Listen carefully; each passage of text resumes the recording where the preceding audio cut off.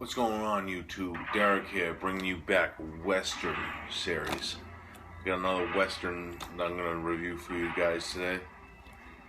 What I got from you is a 1976 spaghetti Western from director Enzio G. Casarelli. You might remember him from directing films like the Bronx Warriors trilogy and Street Law and The Big Racket. The list goes on. Heroin Busters.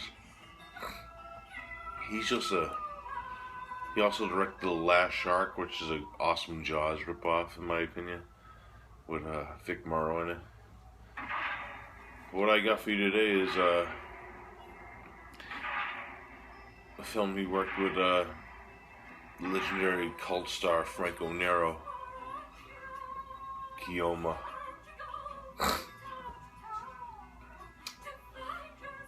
Yeah, Keoma's awesome.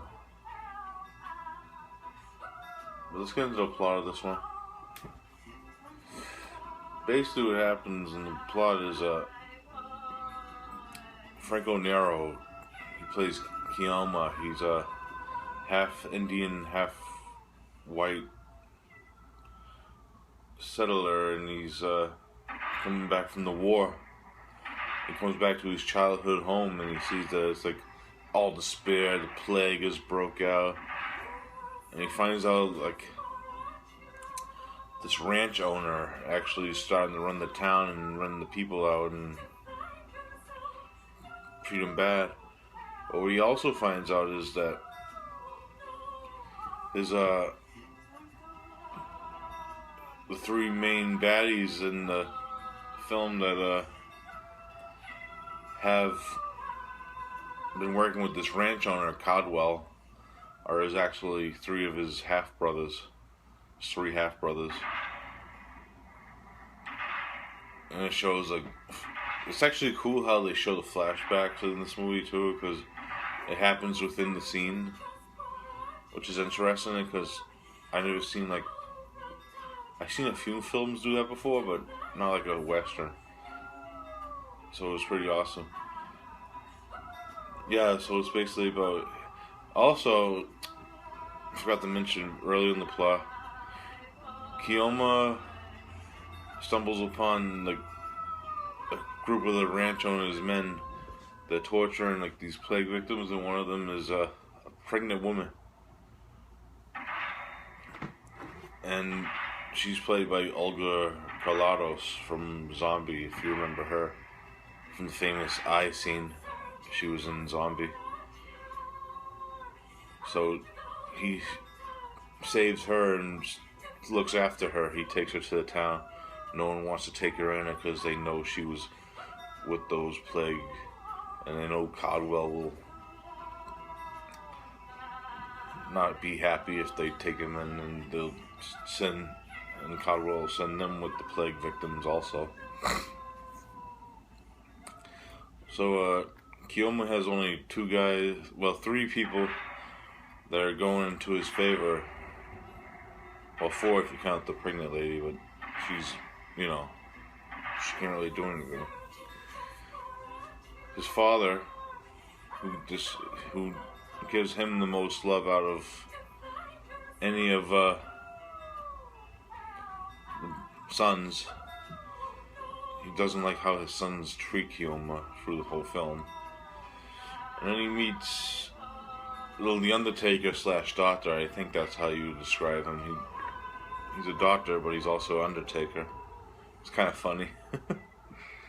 And then there's George, played by the awesome Woody Strode. His introduction's badass because he has his banjo and he starts playing it. It's wicked awesome. George is badass.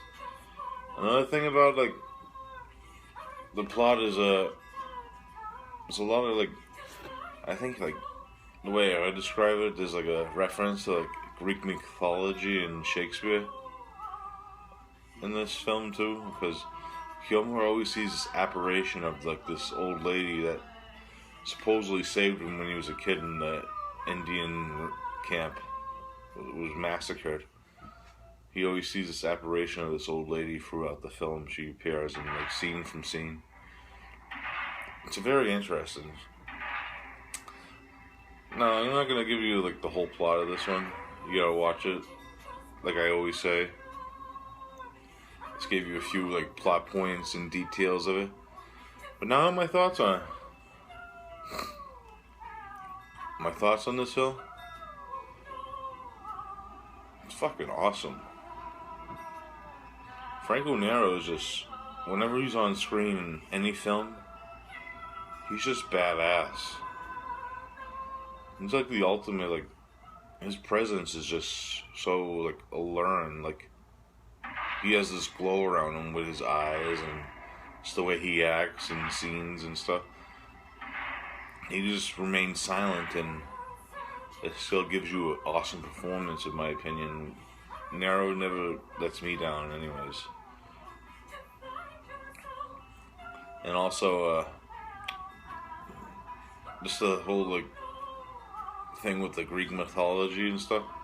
A lot of people might find that weird and stuff when they first watch this, but I enjoy it, because I watched a bunch of spaghetti westerns, so I know, like, they're different than our westerns.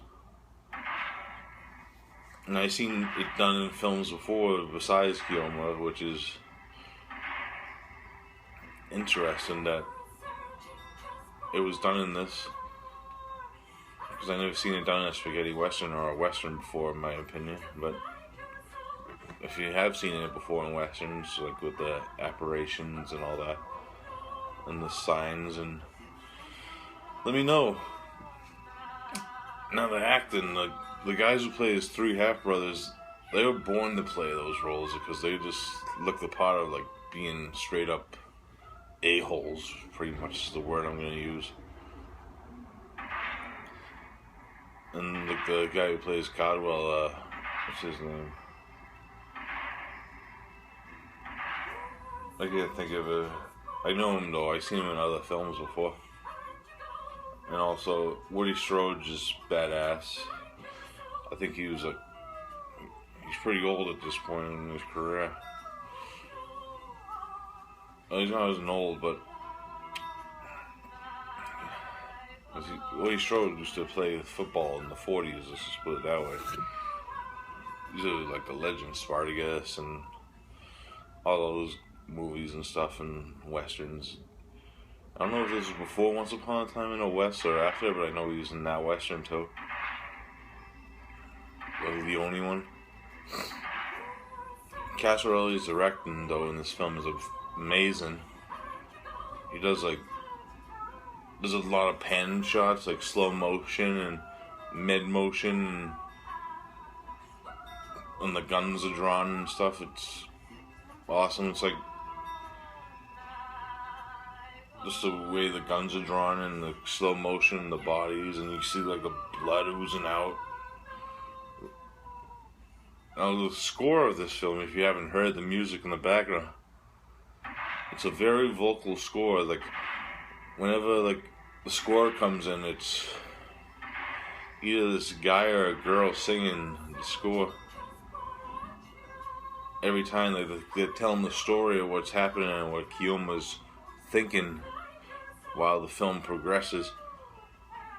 I don't mind it personally myself, but I know a few other people. I heard in like other reviews say like the score kind of gets redundant. I can see how the people would think that, but I actually enjoyed that score and how it tells the story as it goes along. The score is badass in my opinion. It has like this wicked spaghetti western feel, plus it has like the vocals. I think it like represents the best of both worlds, because I know a lot of westerns from America back in the early days, like Cat Ballou, if you haven't seen that one, they had a vocal score too with like Nat King Cole in it, so no one, that's a classic in my opinion, Cat Ballou. I'll be narrowing that down in the future. You have a Keoma, awesome cinematography, awesome score, awesome direction, a beast performance by Franco Nero. Woody Strode's also badass in it. If I had to rate it, Solid 9 out of 10. Wicked awesome. Check it out. And I'll leave the links. You can either get the Blue Underground DVD of this, or it also comes in a multi-pack Blu-ray with the Grand Duel, which I'll be reviewing soon. I have to pick it up still. By the legendary Mill Creek, if you know that company. I didn't grab that one because I like to have like single editions of each like of the Western, and plus it's on one disc, that Blu-ray. This is just fine with me in my opinion, because I like to have like Westerns like not multi-packed up, and maybe I'll pick it up in the future. I don't know, maybe for like traveling or something, but this is good for right now. So I'll leave a link for like this DVD if you want to grab the DVD, or if you want to go that double pack, grab that double pack. Doesn't matter, as long as these films are getting seen, I'll be happy.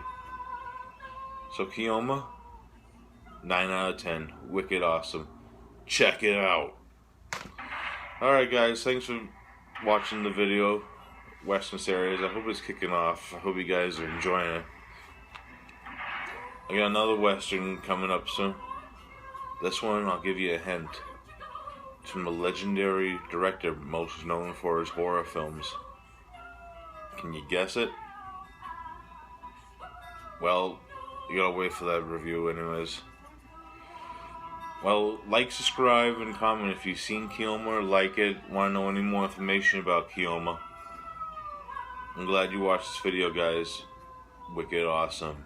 Thank you and peace out.